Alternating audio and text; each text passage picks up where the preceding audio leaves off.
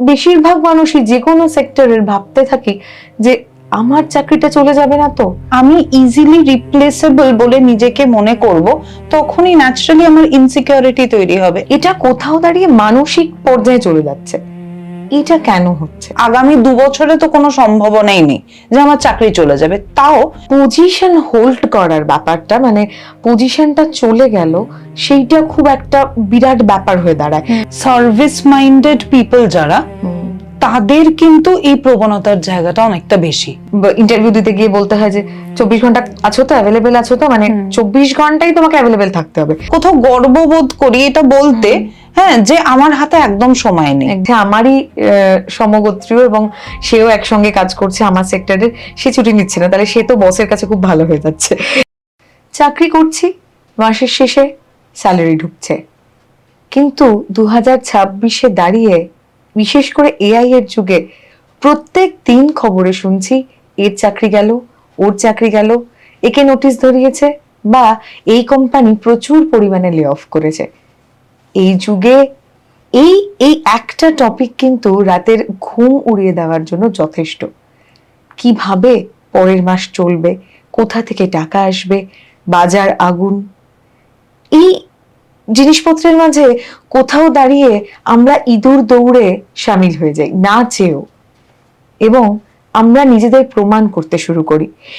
এতে মানসিকভাবে প্রচন্ড চাপে পড়ি এবং সেটা চেপে রাখি। এই সব কিছু নিয়ে চাকরি চলে যাওয়ার ভয়, সবকিছু নিয়ে আজ কথা বলবো। দেওয়ালে আমি রয়েছি গার্গী, আমার সঙ্গে রয়েছেন কনসালটেন্ট সাইকোলজিস্ট এবং স্পেশাল এডুকেটেড শ্রীতমা ঘোষ। নমস্কার শ্রীতমাদি, দেওয়ালে তোমায় স্বাগত। এই যে চাকরি চলে যাওয়া, এটা তো একটা খুব রেলিভেন্ট বিষয় এই যুগে, বিশেষ করে এআই মার্কেটে আসার পর। তো আমরা বেশিরভাগ মানুষই যে কোনো সেক্টরের ভাবতে থাকি যে আমার চাকরিটা চলে যাবে না তো, পরের মাসে আমি কি করব। তো সবসময় আমরা সবচেয়ে খারাপটাই কেন ভাবি, তোমার কি মনে হয়? সবচেয়ে খারাপটা ভাবার পেছনে কিন্তু গার্গী শুধুমাত্র আমার মনে হয় এআই এর কন্ট্রিবিউশন নেই।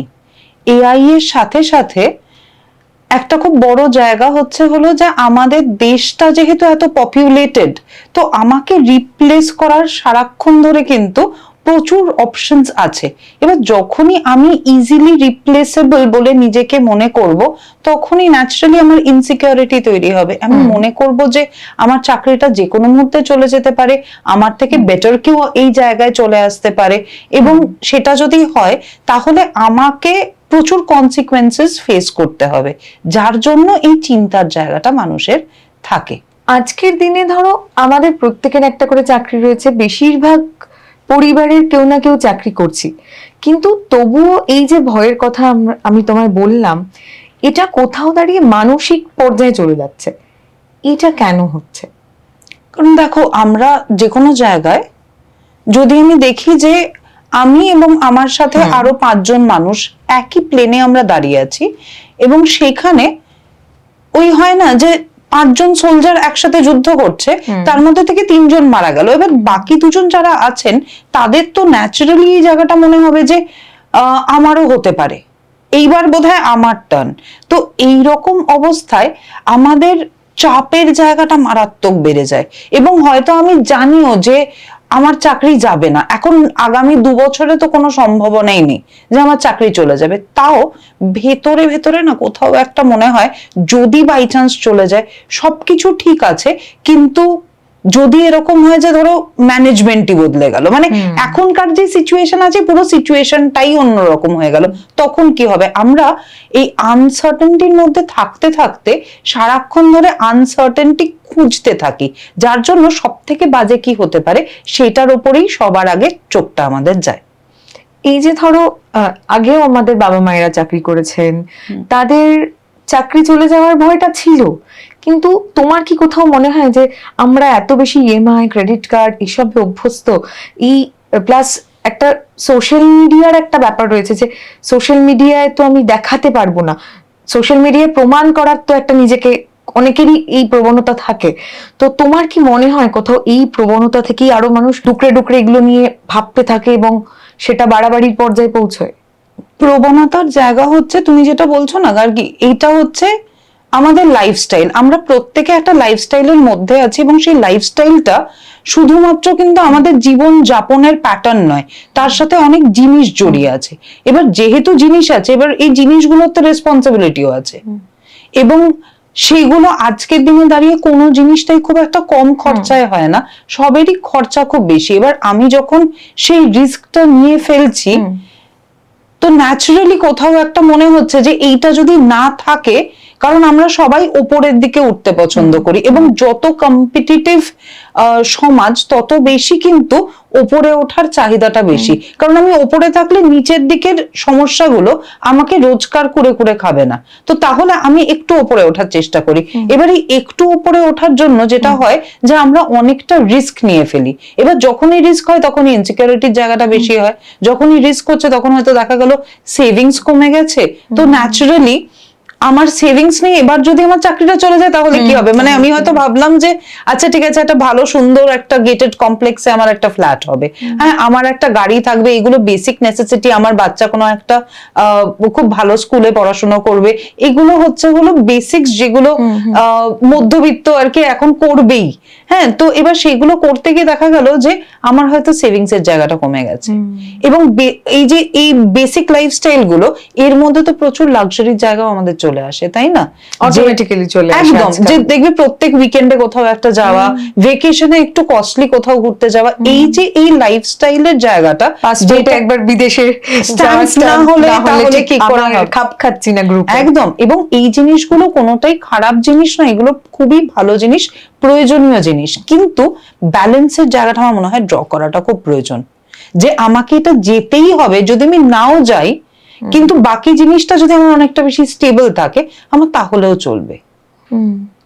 তুমি তো মানে সমাজের দিকটা বললে, চাকরির ক্ষেত্রে না আমার এটা মনে হয় যে অনেকের ক্ষেত্রেই দেখেছি, আমারও অনেক সহকর্মী ইত্যাদি এরকম ফেজের মধ্যে দিয়ে গেছেন, তাদের কাছে না ওই পজিশন হোল্ড করার ব্যাপারটা, মানে পজিশনটা চলে গেল, সেইটা খুব একটা বিরাট ব্যাপার হয়ে দাঁড়ায়। মানে আমি আজ এই একটা পদে রয়েছি, হঠাৎ করে আমার কাছ থেকে পদটা নেই বা ওই ক্ষমতাটা আমার নেই, সেইটা অনেক বেশি তাদের কাছে মানে ম্যাটার করে এবং সেটা অনেক বেশি এফেক্ট করে। এবং এটা আমি খুব বেশি দেখেছি মহিলাদের ক্ষেত্রে তো রয়েছে, পুরুষদের ক্ষেত্রেও কিন্তু মানে এই প্রবণতাটা অনেক ক্ষেত্রে বেশি। এটা নিয়ে তুমি কি বলবে? এটা আমার মনে হয় যে সার্ভিস মাইন্ডেড পিপল যারা, তাদের কিন্তু এই প্রবণতার জায়গাটা অনেকটা বেশি, যেটা কোথাও আমাদের ছোটবেলার থেকে শেখানো হয়েছে যে তুমি মন দিয়ে পড়াশোনা করে ভালো রেজাল্ট কেন করবে, যাতে একটা বড় চাকরি করতে পারো। এবার এই বড় চাকরিতে বড় পজিশনে আমি যখন পৌঁছে গেছি, আমাকে তো ছোট থেকে শেখানো হয়েছে যে এইটাই আমার জীবনের এম, এবার সেইটাই যদি আমার চলে যায় তাহলে আমার তো এক্সিস্টেন্সিয়াল ক্রাইসিস হচ্ছে। এই যে তুমি মহিলাদের কথা বলছো, মহিলাদের কোথাও বেশিরভাগ ক্ষেত্রে দেখা যায় যে এই পজিশনটা দিয়ে বা চাকরির যে একটা আমি মানে আই অ্যাম সামবডি ইম্পর্টেন্ট, কোনো একটা ইম্পর্টেন্ট পজিশন আমি হোল্ড করছি, এইটা দিয়ে তো কোথাও গিয়ে আমার ওভারঅল এক্সিস্টেন্সের স্টেটাসটাও ডিটারমাইন্ড হচ্ছে, এবং তাতে কি হচ্ছে যে আমার ওভারঅল জীবনের মিনিংফুলনেসটা বেড়ে যাচ্ছে। এবার মিনিংফুলনেস আমার যখনই বাড়ছে, আমার একটা ভয় হচ্ছে যে এই জায়গাটা যদি চলে যায় তাহলে আমার মিনিং কি লাইফের। তো এইটার জন্য তাদের কিন্তু ইনসিকিউরিটি, এই তুমি পজিশন বেস করে যদি বলো তাহলে পজিশনের জন্য ইনসিকিউরিটির কারণগুলো এটাই। এবং মানে এই পদ হারানোর পর এই যে চেপে থাকাটা, মানে কাউকে কিছু না বলতে পারা, এবং এটা থেকে মানে কতটা ক্ষতি হতে পারে একজনের, যে কোনো মানুষ। এটা শুধুমাত্র পদ হারানো নয়, আমরা যদি সারাক্ষণও এই ইনসিকিউরিটিটার মধ্যে দিয়ে যাই আর কি, সারাক্ষণ সবাই তো সবসময় যে খুব ইচ্ছে করে করছে বা এটা করতে চাইছে বলে করছে, এটা তো অপশনালও নয়। বেশিরভাগ মানুষের পরিস্থিতি এরকম যেখানে তার ইনসিকিউরিটিটা মারাত্মক, এবং এই ইনসিকিউরিটির মধ্যে দিয়ে গেলে কিন্তু আজকের দিনে আমরা যদি দেখি অ্যাডাল্ট পপুলেশনের স্ট্রেসার্স যা যা আছে তার একটা বড় কারণ কিছু কিন্তু হচ্ছে যে জব ইনসিকিউরিটির জায়গা। এবং জব ইনসিকিউরিটি এর থেকে তুমি দেখবে যে একটু মোটামুটি মিড 40s-এ, হ্যাঁ, বা হয়তো অনেক সময় মানে লেট 30s-এও আমরা দেখতে পাই যে খুব ভালো চাকরি করে, প্রচুর রোজগার, হ্যাঁ, সবকিছু এভরিথিং ইজ ফাইন, কিন্তু দেখা গেল কি প্রেশার খুব হাই, কোলেস্টেরল বিশাল একটা বাজে জায়গায় পৌঁছে গেছে, রাত্রিবেলা ঘুমের সমস্যা হচ্ছে, হজমের অসুবিধা হচ্ছে, এবং এইগুলো নিয়ে তাকে কিন্তু প্রচুর ওষুধও খেতে হচ্ছে। এইগুলো these are all because of the lifestyle issues, because of the stressors. এই স্ট্রেসার গুলো আমরা দৈনন্দিন জায়গা থেকে আর কি কন্ট্রোল ম্যানেজ করতে পারছি না বলে সেটা শারীরিক কিছু অসুবিধার মধ্যে দিয়ে তার বহিঃপ্রকাশ হচ্ছে। আরেকটা কথা বলো, যে অনেকে বলে যে যখন তুমি মানসিকভাবে ঠিক নেই বা মানসিক স্বাস্থ্য তোমার ঠিক নেই, তুমি ব্যস্ত থাকো, প্রচন্ড রকম ভাবে ব্যস্ত করে দাও নিজেকে, তাহলে আর তুমি এসব দিকে তাকানোরই সুযোগ পাবে না, প্রচুর কাজ করো। তো তুমি অফিসেও শুনবে সবার মুখে একই কথা, যে ইন্টারভিউ দিতে গিয়ে বলতে হয় যে 24 ঘন্টা আছো তো, অ্যাভেলেবেল আছো তো, মানে 24 ঘন্টাই তোমাকে অ্যাভেলেবেল থাকতে হবে, তোমার কোনো ডিউটির শিডিউল নেই ইত্যাদি। এবং এটা খুব শুনতে ভালোবাসে লোকজন যে হ্যাঁ হ্যাঁ আমি 24 ঘন্টা অ্যাভেলেবেল। কিন্তু এই 24 ঘন্টা অ্যাভেলেবেল থাকতে গিয়ে তোমার কি মনে হয়, মানে একটা মানুষকে ঠিক কি কি মানে ত্যাগ করতে হয়, এবং তার জন্য তার ঠিক মানসিক অবস্থার কি হতে পারে? আমার মনে হয় মেন্টাল পিস ত্যাগ করতে হয়। মানে আমি 24 ঘন্টা কি করে কোনো ইনস্টিটিউশন, কোনো অর্গানাইজেশন বা কোনো মানুষের জন্য যদি হয়, কি করে অ্যাভেলেবল থাকবো? আমার তো আরো অনেকগুলো পকেট আছে, আমার নিজের জন্য সময় আছে, আমার পরিবারের জন্য সময় আছে, আমার হয়তো একটা সোশ্যাল লাইফ আছে, বন্ধু বান্ধব, আত্মীয় স্বজন, তাদের প্রতি হয়তো আমার রেসপন্সিবিলিটি। সবসময় যে খুব আনন্দ ফুর্তি করবো বলে বেরোচ্ছি তা নয়, মানে রেসপন্সিবিলিটিও থাকতে পারে। তো সেগুলোর প্রত্যেকটা আমার জীবনে কিন্তু যথেষ্ট প্রায়োরিটাইজড হওয়া উচিত। আজকের দিনে তুমি একটা জিনিস দেখবে যে আমরা না খুব কোথাও গর্ববোধ করি এটা বলতে, হ্যাঁ, যে আমার হাতে একদম সময় নেই। আমরা মানে আমি অন্য লোকের কথা কেন বলবো, আমিও বহু সময় বহু মানুষকে বলে এসেছি যে আমার একদম সময় নেই, সত্যিই নেই। তার কারণ হচ্ছে আমরা এত কাজ করছি। এবার এইটার কিন্তু একটা শারীরিক এবং মানসিক চাপ আমরা বুঝি বা বুঝি না আমাদের মধ্যে, মানে আমরা এক্সপেরিয়েন্স করছি। একদম। এটা তো তুমি বললে ব্যস্ত থাকার কথাটা, এই সূত্রেই আমি বলি যে এই যে আমি অ্যাভেলেবেল সব সময়, ছুটি ধরো নিতে গেল কেউ, যে আমার একটা দিন ছুটি লাগবে বা আমার 5টা দিন ছুটি লাগবে, পরিবারকে সময় দেব বা আমি কিছু একটা করব, তো আমার থেকে আমি ছুটি নিলাম, আর একজন যে আছে আমারই সমগোত্রীয় এবং সেও একসঙ্গে কাজ করছে আমার সেক্টরের, সে ছুটি নিচ্ছে না, তাহলে সে তো বসের কাছে খুব ভালো হয়ে যাচ্ছে। তো এই ব্যাপারটাকে আমরা কাটাবো কি করে, তোমার কি মনে হয়? দেখো, এটা না কোথাও ওয়ার্ক কালচারের উপর ডিপেন্ড করে, এবং কিছু অর্গানাইজেশনস থাকে যেখানে ছুটি দিতে চায় না যারা, আবার কিছু অর্গানাইজেশনস থাকে যেখানে ছুটি নেওয়াটা কম্পারেটিভলি ইজি হয়। ছুটি আমাদের দরকার, এবং ছুটির জন্য প্রচুর লোকে খুব গিল্ট ফিল করে। আমি এরকম অনেক মানে প্রচুর মানুষকে এরকম দেখেছি যারা হয়তো ছুটি নেওয়ার আগে এত কিন্তু আর কি বোধ নিজের মধ্যে এসছে, বারে বারে এই কথাটা বলেছে যে আচ্ছা ঠিক আছে কালকে নয় পরশু, মানে যদি কিছু একটা খুব নেসেসারি কিছু জিনিস আছে যে আগামীকাল কোথাও একটা যেতে হবে, তাহলে ব্যাপারটা আলাদা। কিন্তু নিজেকে সময় দেবে বলে ছুটি নিচ্ছে, এবং তার হয়তো অনেক ছুটি আছেও যেগুলো সে নিতে পারে, সেই ক্ষেত্রে কিন্তু আমি দেখেছি তাদের কিন্তু বোধটা খুব ভেতরে হচ্ছে, এবং ম্যানেজ করে নেয় সে। হ্যাঁ হ্যাঁ, যে ছুটিটা নিলাম না, একদম একটু হাফ ডে নিলাম, হ্যাঁ একটু কাজ করে আসলাম, এই জায়গাগুলো খুব হয়। এটা না আমাদের মানে সামাজিক ভাবে ওয়ার্ক কালচারে ঢুকে গেছে। তোমার কি মনে হয়, মানে এটা কিভাবে আমরা ঝেড়ে ফেলতে পারি যে না নিলাম ছুটি নিলাম, কোনো ব্যাপার না? দেখো, আমার মনে হয় যে এটা নিজেদের সাথে আলোচনা করাটা খুব প্রয়োজনীয়, রিফ্লেকশন এই ক্ষেত্রে প্রচন্ড প্রয়োজনীয়, যে আমি কতদিন কাজ করতে চাই। যদি এরকম হয় যে আমি আগামী 5 বছর কাজ করব তারপর আর করব না, তাহলে আমি প্রচন্ড খেটে একটা কিছু একটা করে নিলাম, সেটা হতে পারে। যদি এরকম হয় যে আমি ভাবছি যে হ্যাঁ আমি আগামী 20 বছর কাজ করব, 20 বছর কাজ করতে গেলে আমাকে তো শারীরিক এবং মানসিক ভাবে সুস্থ থাকতে হবে, এবং সুস্থ থাকতে গেলে আমাকে নিজেকে সময় দিতে হবে।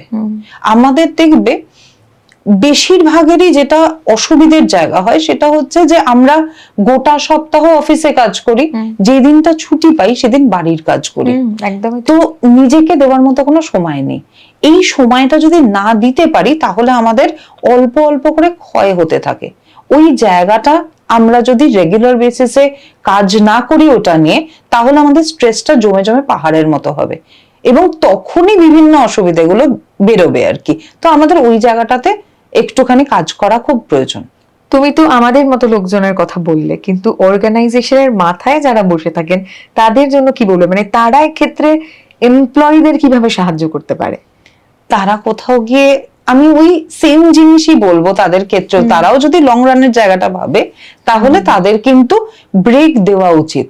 আমি সোশ্যাল মিডিয়ায় একজনদের অ্যাড দেখছিলাম, হ্যাঁ, সেই সংস্থাটা সবই কম বয়সী ছেলেমেয়েরা তারা করে, তাদের অ্যাডটাই এটা নিয়ে হচ্ছিল যে আমরা অর্গানাইজেশনে কি কি করি, আমরা একসাথে খাওয়া দাওয়া করি, আমরা মাঝে মাঝে এরকম দিনের মধ্যে ব্রেক নিয়ে সেখানে ওদের ট্রাম্পোলিন আছে সেখানে খানিক ঝাঁপিয়ে নিল, হ্যাঁ, কেউ 4টে বই পড়ে নিল, একটু সবাই মিলে গিটার বাজিয়ে গান করে নিল, ছোট অর্গানাইজেশন।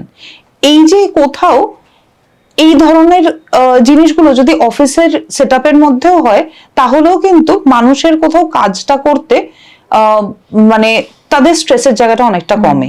কারণ মানে স্ট্রেস তো শুধুমাত্র কাজের চাপের জন্য নয়, অনেক সময় দেখবে অনেক চাপের কাজও আমরা খুব ভালোবেসে করে নিই, কারণ এর মধ্যে একটা আমার পারসেপশনের জায়গা আছে, হয়তো কিছুই করতে হচ্ছে না, গিয়ে এক জায়গায় বসে থাকতে হচ্ছে, তাও সেটা খুব স্ট্রেসফুল বলে মনে হচ্ছে। তো পারসেপশনের জায়গাটাতে আমরা যত পজিটিভিটি আনতে পারবো অর্গানাইজেশনের তরফ থেকে, এবং যত এটা বুঝতে পারবো যে মানুষকে ধরে রাখার জন্য, হ্যাঁ, তাকে কিন্তু ব্রেক দিতে হবে, তত আমার মনে হয় লং রানে অর্গানাইজেশনের জন্য ভালো। সবকিছুর পরও আমরা সেই একটা ইঁদুর দৌড়ে পড়ে যাই। এবং আরেকটা জিনিস এখন খুব গুরুত্বপূর্ণ, সেটা হচ্ছে নিজেকে আপ স্কিল করা। মানে আমাদের এই কম্পিটিশনটা চলতেই থাকে, মানে এটা অর্গানাইজেশনের জন্য না হলেও এটা সেলফ ডেভেলপমেন্টের জন্য আমাদের করতে হয় যে আপ স্কিল করতে হয়। কারণ এআই এসছে, সবকিছু খুব দ্রুত বদলাচ্ছে, বিশেষ করে কোভিড এর পর থেকে। তুমি হয়তো এটাতে মানে একমত হবে। তো তোমার কি মনে হয় কিভাবে একটা মানুষ এই ওয়ার্ক লাইফ, সেলফ ডেভেলপমেন্ট এবং ফ্যামিলি লাইফ, এই পুরো ব্যাপারটাকে ব্যালেন্স করে চলতে পারে? দেখো, এখানে তো শুধু মানুষ নয়, মানুষের সাথে অর্গানাইজেশন, তার ফ্যামিলি, সবারই কিন্তু কিছু না কিছু কন্ট্রিবিউশন আছে।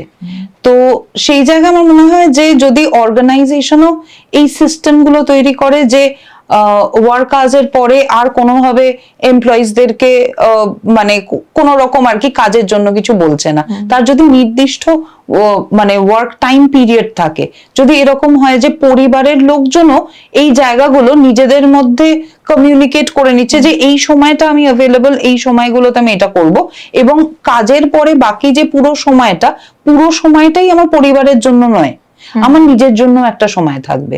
এই 3টে সেগমেন্ট আমরা যদি একটু অর্গানাইজড ওয়েতে টাইম ফ্রেমে বেঁধে নিতে পারি, তাহলে আমাদের ব্যালেন্স করতে অনেকটা সুবিধা হয়।